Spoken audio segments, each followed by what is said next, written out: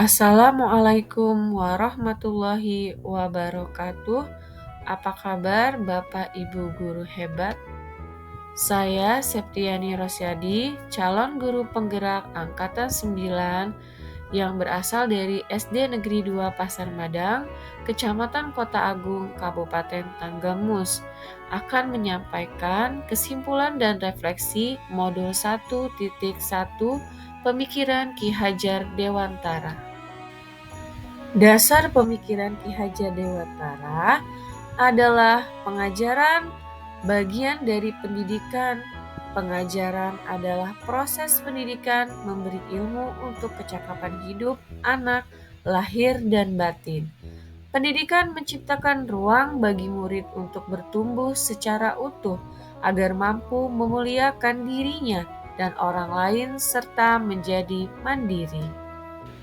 Dasar pemikiran Ki Hajar Dewantara yang pertama adalah menuntun segala kekuatan kodrat yang ada pada anak-anak agar mereka dapat mencapai keselamatan dan kebahagiaan yang setinggi-tingginya baik sebagai manusia maupun anggota masyarakat.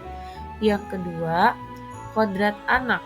Kodrat anak sejatinya bermain dan inginnya diperhatikan. Maka disinilah kita sebagai pendidik mampu memfasilitasi saat belajar dengan kodrat anak tersebut, agar mereka bebas dari rasa tertekan dan paksaan, sehingga minat dan bakat yang ada pada anak dapat tumbuh dan berkembang.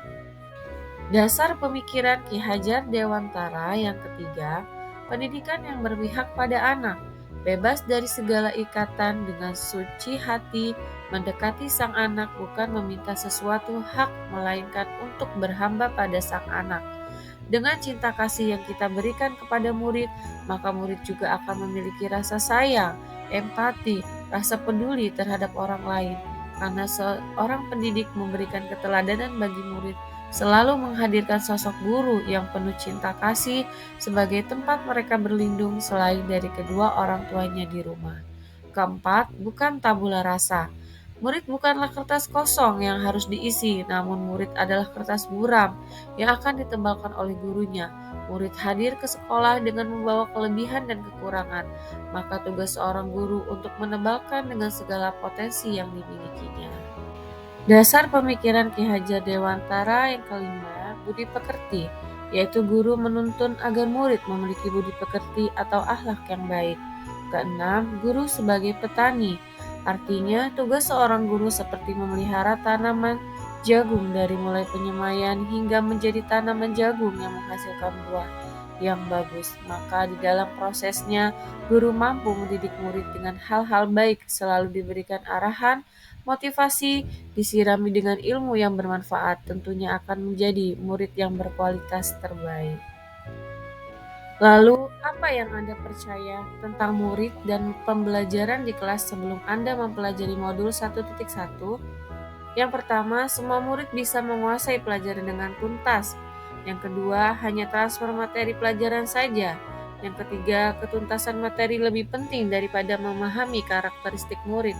Yang keempat, hanya melihat nilai dari aspek kognitif saja. Yang kelima, murid hanya sebagai objek pembelajaran. Apa yang berubah dari pemikiran atau perilaku Anda setelah mempelajari modul ini? Yang pertama, seharusnya saya melakukan proses pembelajaran secara menyeluruh. Yang kedua, murid sebagai subjek pembelajaran, artinya dia bisa berpendapat, berkreasi, kebebasan berekspresi.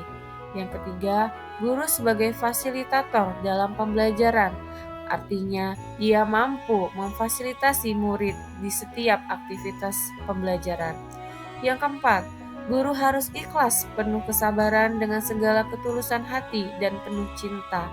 Menghadapi murid tentunya kita harus punya kedekatan emosional agar rasa cinta kita tetap tumbuh terhadap murid, agar murid rasa sayangnya tumbuh kepada orang lain. Yang kelima, harus mempelajari karakteristik murid. Yang keenam, beri kesempatan murid tumbuh sesuai kodratnya. Apa yang dapat segera Anda terapkan lebih baik agar kelas Anda mencerminkan pemikiran Ki Hajar Dewantara? Yang pertama, saya akan menyusun rencana pembelajaran yang inovatif, kemudian memberikan pembelajaran yang menyenangkan untuk siswa saya. Yang ketiga, memberikan keluasan berpendapat. Keempat, pembelajaran yang berpusat pada siswa. Kelima, melakukan refleksi dan menanyakan kendala yang dihadapi siswa. Keenam, lebih dekat dengan siswa untuk memahami karakteristik setiap siswa. Terima kasih dan sekian tentang penyampaian modul 1.1, yaitu kesimpulan dan refleksi tentang pemikiran Ki Hajar Dewantara. Semoga bermanfaat dan terus semangat mendidik anak-anak bangsa. Saya akhiri. Wassalamualaikum warahmatullahi wabarakatuh.